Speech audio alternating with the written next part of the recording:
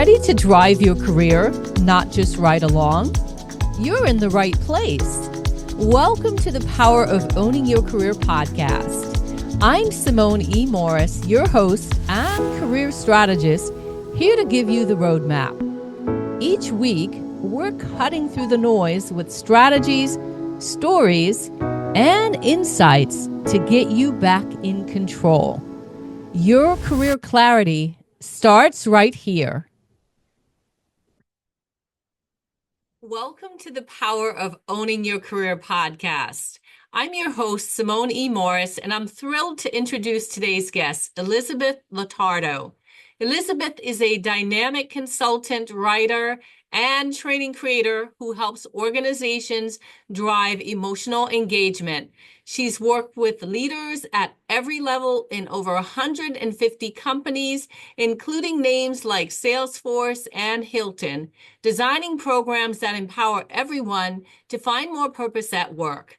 A wildly popular LinkedIn learning instructor with millions of views, Elizabeth is also a contributor to Harvard Business Review and has been featured in the Wall Street Journal and on NPR.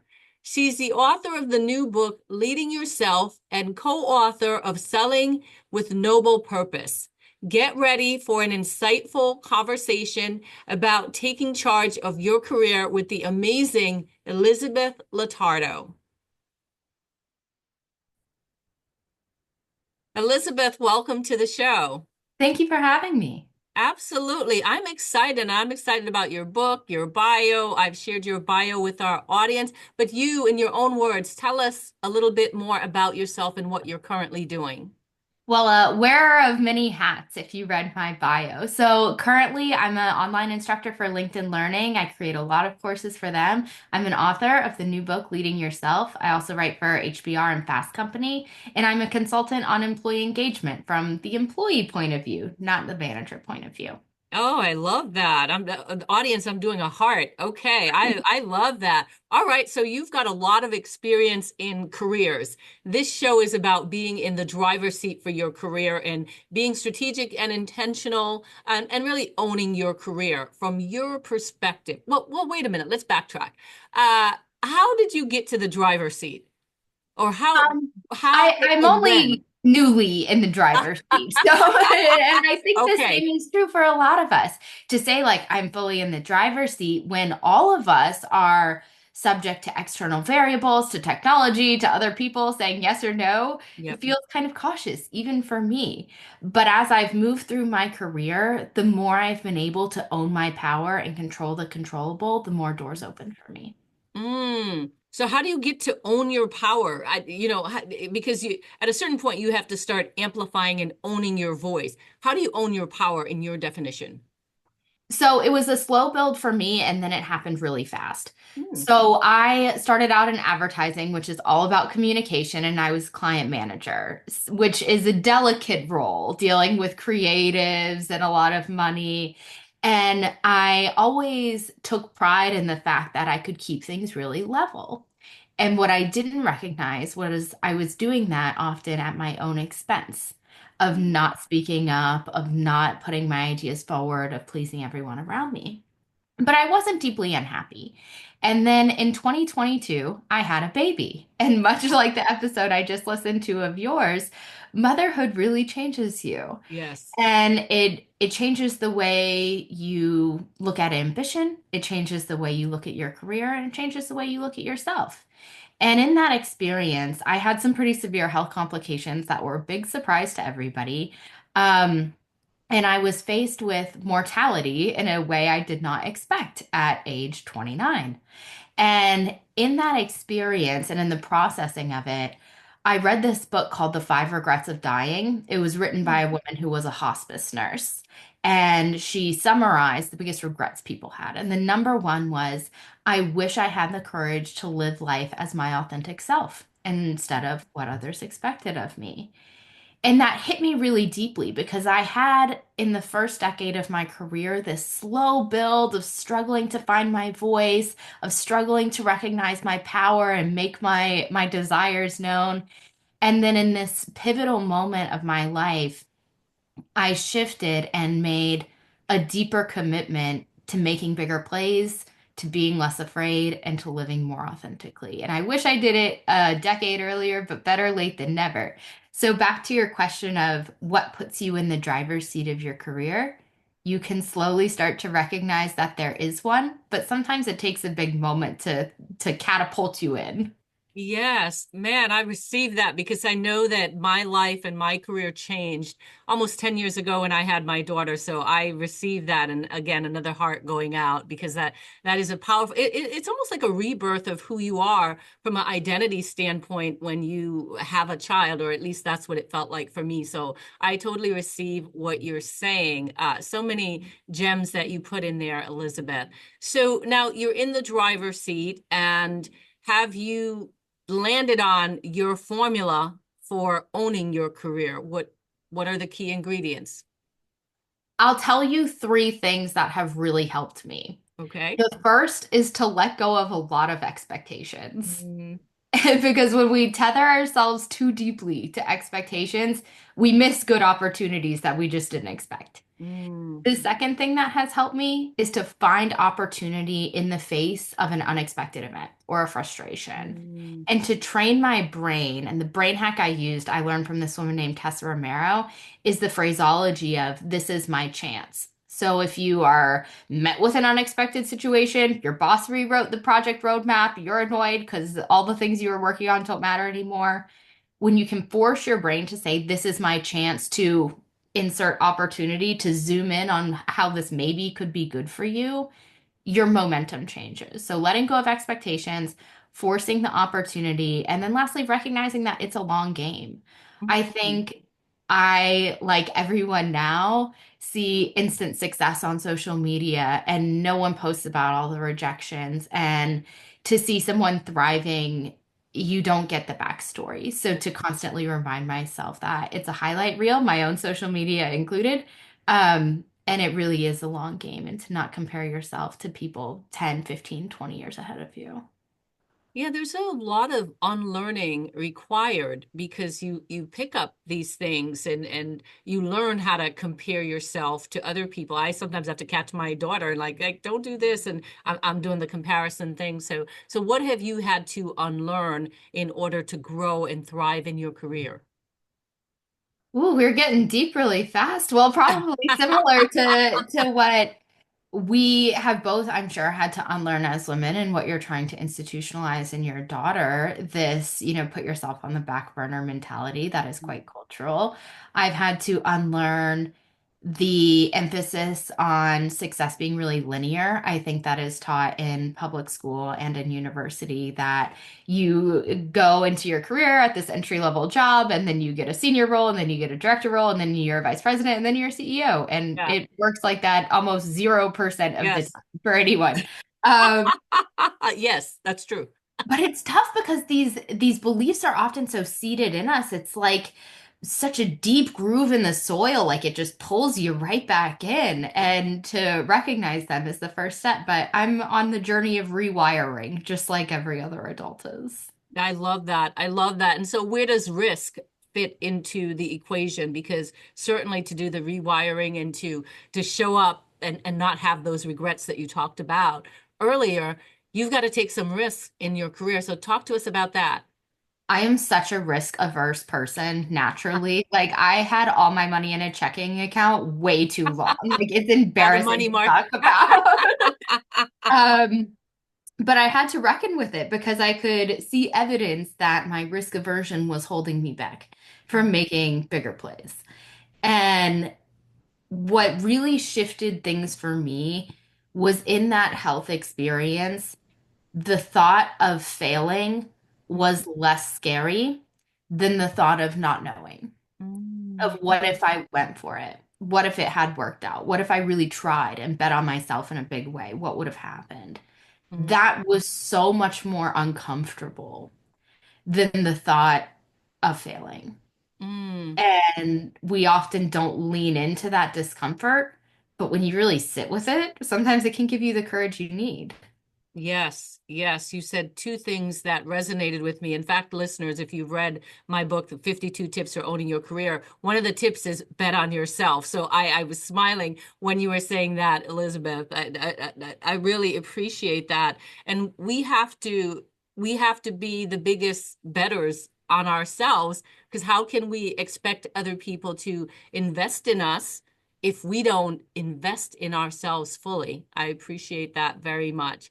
I it, I forgot the second thing that I was going to say. So let me move ahead with the conversation. I want to read this phrase that, or this quote from you that I thought was pretty powerful. And for those listeners who are looking for work, because I just saw, I believe it was PwC who laid off 1,500 people. There's a lot of layoffs and restructuring going on right now. So I want to encourage my listeners not to just be in the passenger seat waiting for things to happen to them. And you have a pretty powerful quote that I want to read and then get your additional context or comments on. You say in your book, no matter where you are, things probably aren't perfect right now. Maybe parts of your job suck. I've been there. Or your boss doesn't listen, or your industry is a little behind, which could be with all this AI stuff. Maybe this isn't your dream job. Your coworkers aren't your best friends, and you don't see a clear path to anything beyond Friday.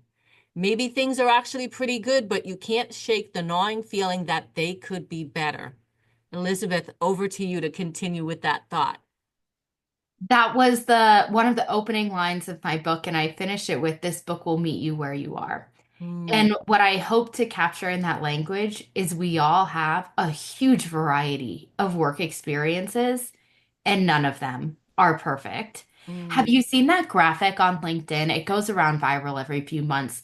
I think it's called Ikigai, where all the circles come together, like what you do combines with what you love, combines with what the world needs, combines with what you're paid for, and there's this magic center point that is your perfect career.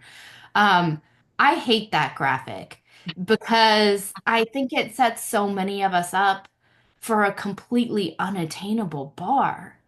To believe that work should be this source of the unlimited emotional fulfillment and fill our cup in every way and be so profitable and perfect and united, like it is an insane bar, and it almost never is.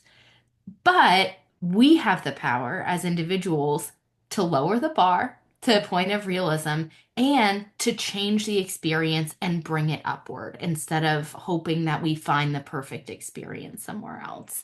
So in the book, that is the sentiment I hope to deliver is yes, right now is not perfect. Every single job has parts that are really challenging, some more than others. But inside of that, you are never powerless and you can forge a different path without making a leap. mm. I love that. It feels like the driver's seat to me, which I wish that I knew when I was in corporate America. And I remembered my other thought when you were talking earlier, Elizabeth, and that is you were talking about being uncomfortable. I also equate to that. I use the language of dance with discomfort. Learn Mhm. to dance with discomfort as you amplify and own your power and show up authentically, which brings me to a conversation, listeners, that Elizabeth and I were having before we got onto the interview, which is about authenticity at work. So I want to get into it because I think that we can get challenged with showing up authentically. Some of us are invited to bring your authentic self to work, but then we test it out and we see not so fast. So talk to us about authenticity and some tips around how you can use your authentic voice and show up at work. It is such a complex conversation, and you and I scratch the surface of it, and we'll only scratch the surface of it here. But what I think is important to recognize is that authenticity is a privilege, and it's a privilege that not everybody has. And this narrative of be yourself at work, bring all of you, is generally the loudest from straight white men who are over 40 because that is the group who paid no price for Mm, bringing their authentic self to mm, work. So before we sunshine and roses all over this, we're all free to be you and me conversation, let's recognize that some groups of the workforce, groups beyond me, have paid steeper prices for authenticity. Mm. So to suggest a different narrative is to, in some ways, invalidate that that happened, that authenticity wasn't actually allowed the way we said it was, and to unpack some of the reasons why so that now authenticity can be accepted. And it has to be deeper than, oh, be your authentic self. Mm. Um, for me, I'm a woman, but I am white, and I've thought about authenticity a lot. I'm also heavily tattooed, which is something that I only had the courage to do later. But one thing that helped me with authenticity and like trying to claim my own voice is I was working with this business coach who knew I had a lot of tattoos. I didn't show them very much. And she said, "Oh, well, what if someone doesn't reach out to you because you have tattoos and they think you're unprofessional?" And the fear part of me was like, "Oh my gosh, what if you're right?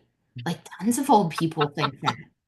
Um, but then I grounded myself and I thought, okay, if someone looks at my body of work, if someone looks at all of my client results and all of the things I've published and the experiences I have, and they decide that they don't want to reach out to me because my tattoos are unprofessional, Mm. I'm probably better off. Yeah. You can see yourself out of my inbox. That can be, sort of a barrier to entry, keeping the judgmental, I don't know how you feel about profanity, a-holes away from me. Um, so there's privilege in being able to do that. Having said that, the authenticity conversation changes when each of us change, recognizing that the workplace hasn't really allowed it, and we need to unpack why so we can. And also, when we don't change, nothing changes. So the courage to show up as yourself, even though there are some risks, I think is valid. Mm. Oh, we're going to be friends for a long time, Elizabeth. I mean, We are like minds, Simone. But this conversation is kind of swirly, and if you're listening to it, you're like, "Oh, that's kind of a lot to unpack," because these things are a lot. They're yeah. complex, they're interconnected. Yeah. I talk about tattoos when I do training on unconscious bias, dare I say the language today. Uh, but the tattoos is still a thing. We're still talking about inclusion Yeah. in 2025. We haven't figured out the Rubik's Cube and to get all the colors to line up. So authenticity is a thing. And it took me a very long time to be authentic. I was taught not to wear my hair a certain way. And so there was the straightening of the hair, and then I thought twice about the braids, and I found myself post 2020 twisting my natural hair. I mean, it takes a lot of courage to show up authentically. And you and I, Elizabeth, were also talking about LinkedIn because there's a lot of us who stand on the outside of LinkedIn and we filter, filter, filter. And I have clients that I coach who are like, yeah, I just follow people. I just comment on other people's stuff, but I don't say anything. There's that fear of judgment and fear of what people will think at work or even other people will think about your comments. Can you talk about your experience? Because you're on LinkedIn, you're LinkedIn famous. I'm like B-list LinkedIn famous. Um, but there's a lot in what you said that it rings completely valid to me as both a content creator for LinkedIn and a consumer of LinkedIn, just Mhm. as a person. Um, like any social media, LinkedIn is a highlight reel, but the risk of being perceived is so much more because it's connected to our professional identity instead of just like, I like recipes. I disagree with your workout routine. The risk is heightened. What I've seen on LinkedIn play out in terms of people being unwilling to engage with it and just consume it is, I think, rooted in that risk. And I'll give you an example. I did this LinkedIn Live on how to work for a micromanager. It had 50,000 views Wow. and 3 likes Nice. because no one wants to admit Yeah. that they're attending and watching and trying Yeah. to figure out how to work for a micromanager. So some of it is that dynamic. And to me, the risk is not, oh, I don't put any original thought. I only comment on other people's things. That's fine. But do something. And you don't have to do it in this big controversial way. But showing that you're an active participant in conversations and you have things to add, even if it's not like lengthy articles or really clicky videos, can be valuable in building your professional network in ways that you can't always draw a straight line to.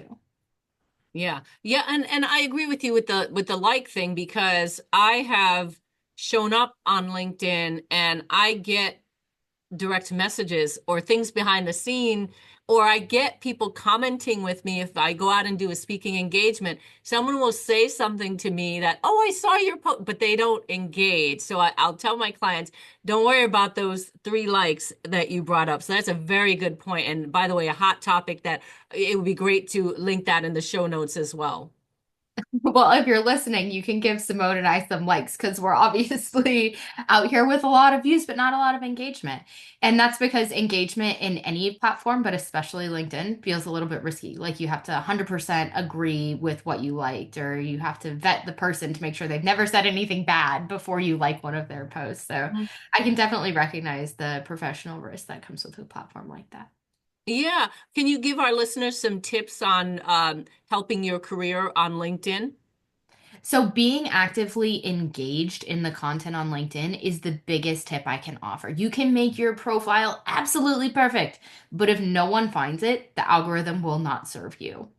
So, Mm, the more you are, even if you're just liking, passive likes, interesting thought, great post, like no real meat there, that still helps you. And that can be your bridge to engaging more effectively. Because if you make this static thing that is LinkedIn and treat it like a resume, like, oh, here it is, it's done, your resume will fall to the bottom of the algorithm pile, so to yep. speak. Yep, totally understand that. And thank you for sharing your insights there. When you think about resources that have helped you to level up in your career, can you share any of those with our listeners? Whether it's a book, podcast, or a class that you took, what's been helpful?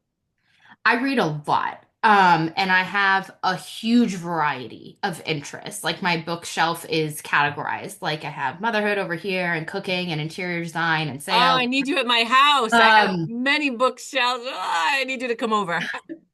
But, well, like me, you probably have a huge variety of interest. And for so long, I thought that that was really like bad somehow. Like I should pick a lane and just be focused and not have all these tangents.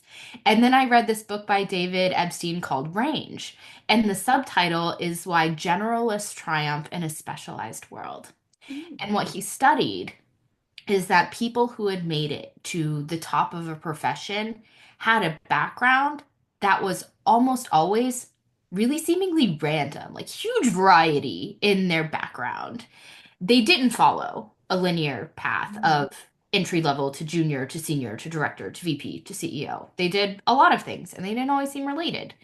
And the extrapolation of his research was we learn different things in different areas and we take it with us. And being a more well rounded person is more valuable than being a really, really deep specialist. Even more so true now with the advent of AI. yes. And that book gave me permission to just accept that I'm a multifaceted being. I know that sounds ridiculous, but embrace how much I've learned from parenting that I've brought into my work as a consultant. How much interior design knowledge and studying that has impacted the way I brand my business and my Mm. materials. So recognizing that there's not always a straight line, but there is value in this messy hairball. And oftentimes it is the messy hairball that ends up being the most powerful. Yeah, and you don't sound ridiculous talking about being multifaceted. I can remember when I started my business and people would give me the guidance of niche down. People don't want to be confused, but it's like, yes, but I'm not just one thing. And it takes a while to be able to embrace your unique differences, your value proposition, because if you listen to other people and not trust your inner compass or your wisdom, then you can be off track and you'll get signals that you're off track. So I love what you're saying that this book gave you permission.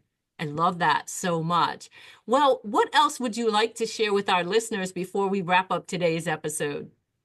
Well, we're sitting here in a turbulent time, to Mm, use an overused phrase.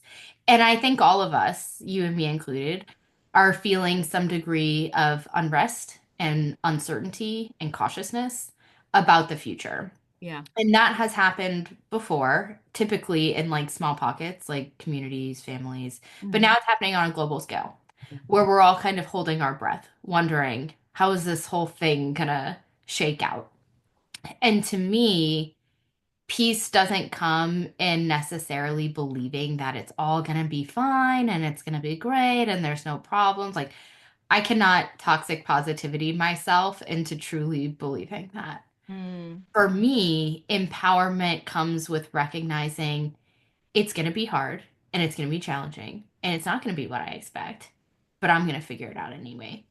And the mm, more we can shift from away from hope that it's going to somehow work out for me in the hands of this universe that I don't control into, okay, this is tough, but I'm in my driver's seat, to use your phraseology, and I'm going to figure it out. That's when like our strategic thinking, our problem solving, our creativity really starts to ignite. Crossing your fingers that it's going to work out for you is disempowering, but believing that you can make it work out is when the magic starts to happen. mm. What a great way to end this episode. I love that so much. Figure it out. I'm trying to think of someone I know says uh, a, a, a twist on figure it out. But yeah, you have to trust yourself to be able to figure it out. And I love the not waiting for magic to happen, but going forth and taking bold action to cause the magic to happen. Elizabeth, it was a pleasure to have you on today's episode of the Power of Owning Your Career podcast. I'd love for you to tell our listeners how they can stay connected with you if they'd like to do so. Well, you can find me on LinkedIn. I post a lot. Elizabeth Lotardo. I also have a lot of courses on there, but most of my content is free.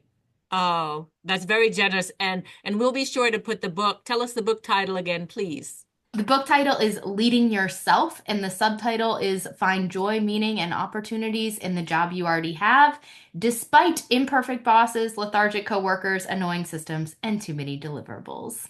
I can already think of one or two people I want to get that book for. An awesome, awesome title. Thank you again so much for being a guest on the Power of Owning Your Career podcast. Thanks for having me. Absolutely. That's it for today's empowering episode. I'm Simone E. Morris, and I want you to remember that you are indeed the architect of your career. Share this episode if it sparked something in you. Subscribe wherever you listen, and find more resources at SimoneMorrisEnterprises.org. Keep practicing career ownership, and I'll be right here with you next week for more transformation.